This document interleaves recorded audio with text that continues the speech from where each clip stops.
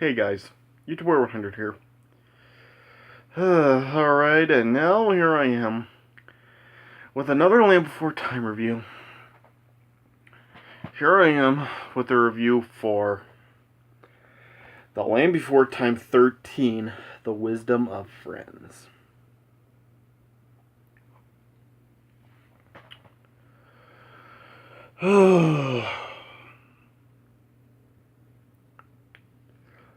I mean, seriously. This was just straight up bad.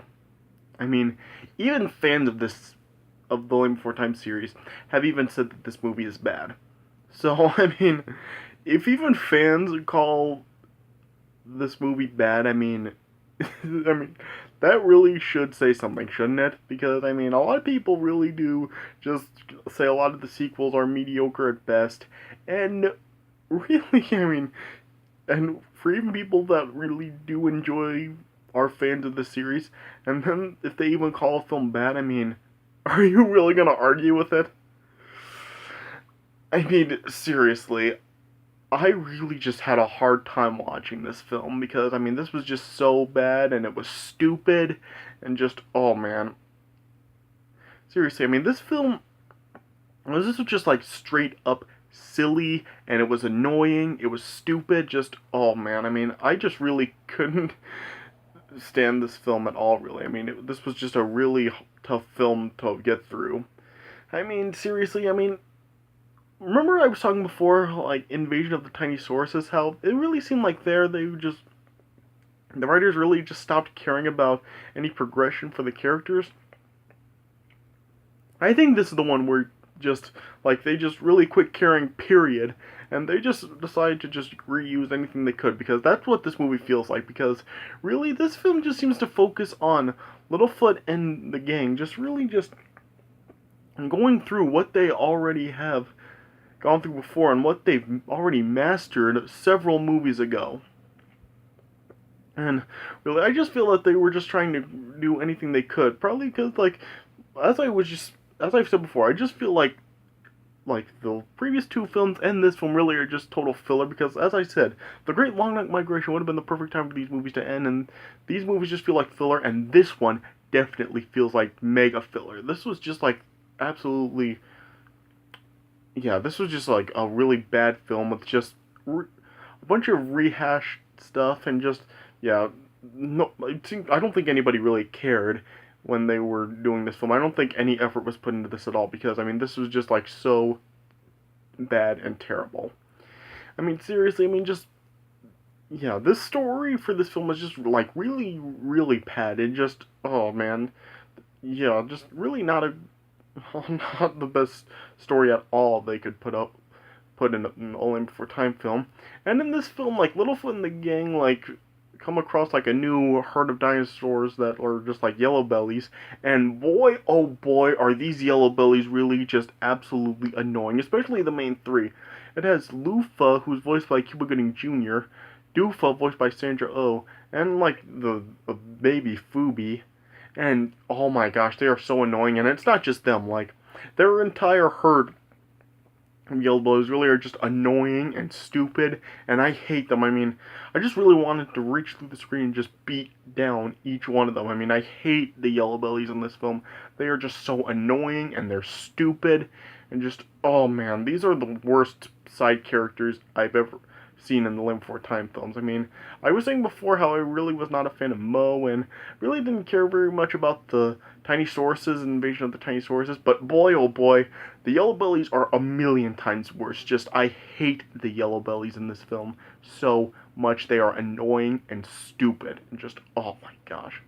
And yeah, this film is also, like, totally overloaded with CGI. Just, the CGI for this film is just, like, absolutely overblown, and it's just really too much. I mean, I know we really haven't talked very much about the CGI since, like, they started using it in Mysterious Island, but here, just, they absolutely overblown it, and it is just far too much. And just, yeah, there's just really nothing about this film that I really liked. I mean, it was just, like, really, really bad. And, yeah, I'm really not surprised that it really just, it took them, like, what is it, like, over 8 years or something to finally make another Land Before Time film, I really am not surprised that the franchise went on a hiatus after this, because I mean this film just turned out so bad and just yeah, I guess they were just like so embarrassed at how badly this film was done that they just really felt that they were thinking about stopping. And I really did think that this was going to be the end of the franchise after I found out that this really was the last Land Before Time film for some time. And just, yeah, I'm just really not surprised it took them as long as it did to finally make another movie because this film just did so freaking bad. Just, yeah, just really nothing about this film I really liked. So yeah, I'm really not gonna go, just like I did Great Day of the Flies, I'm really not gonna go into an in-depth review because, I mean, I just really don't have really anything to say about this. I pretty much just made the case with everything I've said, just a really stupid cast of characters, especially with the Yellow Bellies. Yeah, I mean, even, yeah, and they're all annoying, and even, like, Littlefoot's voice in this film, I really can't stand. I mean, I guess I should, like, point out that every film since the Great Longneck Migration, Littlefoot has now been voiced by a different person for each film since the Great Longneck Migration. So yeah, there are some that do his voice better, but here just, oh, Littlefoot's voice is just like really annoying. I mean, I was talking before how he really didn't sound very good in Secret of Source Rock or Great Longneck Migration or anything else. But yeah, I think this one is definitely the worst voice Littlefoot has had. Just, I mean, seriously, we're 13 movies in, and it takes place like however long after the original. And why does Littlefoot sound absolute like even younger than he ever has before? Like Littlefoot sounds like the youngest he's ever been here. Just yeah, Littlefoot just seems really just out of character here. Just because like he's supposed to be older here, and it's just like he sounds a lot younger than he's ever sounded before. And seriously, I mean, like I said before, this story for this film is just, like, so silly and everything. This movie is just so silly. And, really, I mean, it just really just is hard to buy that this film is taking place, like, in the same universe as the previous movies have. Just because a lot of the previous movies really have had a lot of dramatic, like, feels to them. And really have had some emotion to them. I mean, we've had, of course, like, Littlefoot's mother dying. Littlefoot's grandpa maybe dying. Like the Great Valley losing their water flowing, the Great Valley just becoming like a wasteland, and then just like all these other things that have happened in the series, and then we just like get like a absolutely silly story with this film. It's just like it's really like hard to buy that this is actually taking place in the same universe as previous movies, just because it just seems so silly now. And, yeah, and I guess I should point out, I said in my last review that Littlefoot's grandpa actually wasn't in this movie. I stand corrected. Because, yeah, at a couple of points in this film, it shows Littlefoot's grandpa appearing. He just doesn't have any dialogue. And, yeah, because, yeah, Kenneth Mars, he didn't come back to voice Littlefoot's grandpa, so, yeah, Littlefoot's grandpa doesn't have any dialogue, but, yeah, he is, like, shown a couple of times in this movie, but, yeah, I guess that technically means he's in it, just no dialogue. Yeah, it's really just mostly Littlefoot's grandma. Emma that is appearing in this movie much, and yeah, only she has the dialogue in this film, and not Littlefoot's grandpa. So yeah, I guess I stand corrected with what I said before. But yeah, still, yeah, this is just like a really bad film.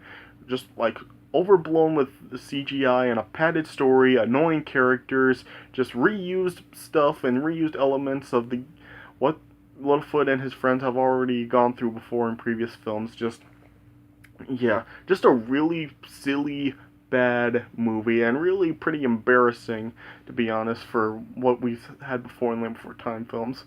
Yes, I would definitely say this is, without question, the worst of the Land Before Time films.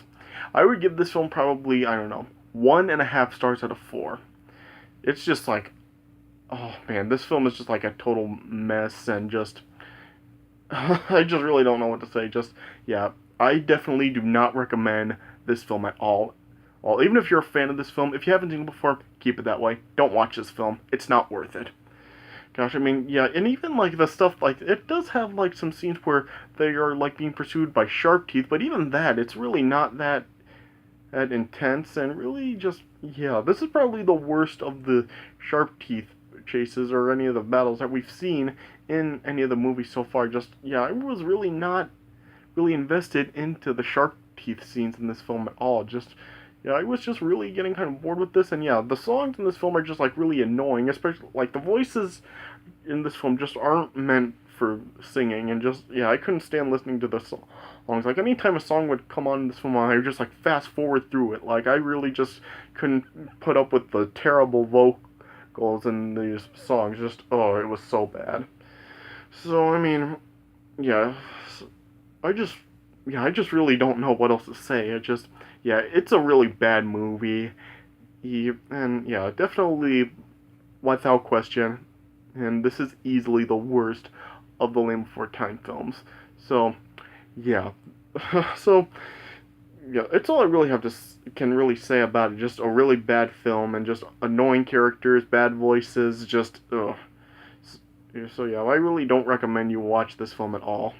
So yeah, that's all I really have to say about it. So yeah, I'm sorry that I really didn't talk about this one very much. Just I really don't have a lot to say about it, just because it's so bad. I just really can't say much about it. But yeah, just annoying characters all around, and just yeah, bad story, overblown CGI. Yeah, yeah. I'm just repeating myself now. It just has everything I've already talked about. So yeah, I guess that's all I can really say about it. So 1.5 stars out of 4. Just I really just yeah, don't watch this film. So yeah, that's all I really have to say about this. I'm sorry that this has been so short, but I just really don't have much to say because I can't really say much.